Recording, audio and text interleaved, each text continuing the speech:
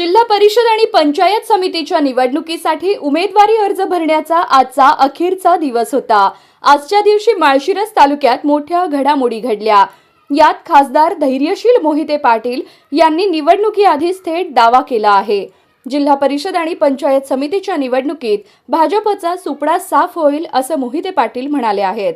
बघा काय म्हणाले धैर्यशील मोहिते पाटील। आज या ठिकाणी आम्ही राष्ट्रवादी काँग्रेस, शरद पवार पक्ष, राष्ट्रवादी काँग्रेस, अजित पवार पक्ष, त्याच पद्धतीनं शिवसेना असे एकत्रितरित्या आम्ही फॉर्म भरलेले आणि इतर आमचे मित्रपक्ष RPI असेल, काँग्रेस असेल, असे सगळ्यांच्या वतीनं फॉर्म भरलेले आणि इलेक्शनला आता आम्ही सामोरं जातो आहे आणि आमचं उद्दिष्ट 9-18 हे करणं आहे आणि त्या दृष्टिकोनातून आम्ही पूर्ण तयारी केलेली आहे।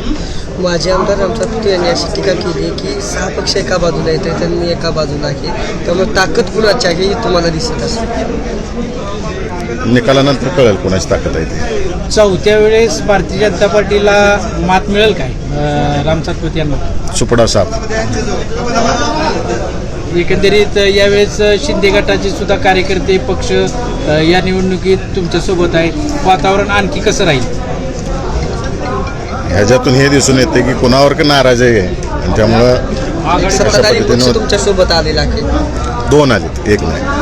आघाडी पण आघाडी सांगितलं ना मगाशी आघाडी कोणाकोणाचे आहे का? आमदार साहेब झाले का खासदार साहेब?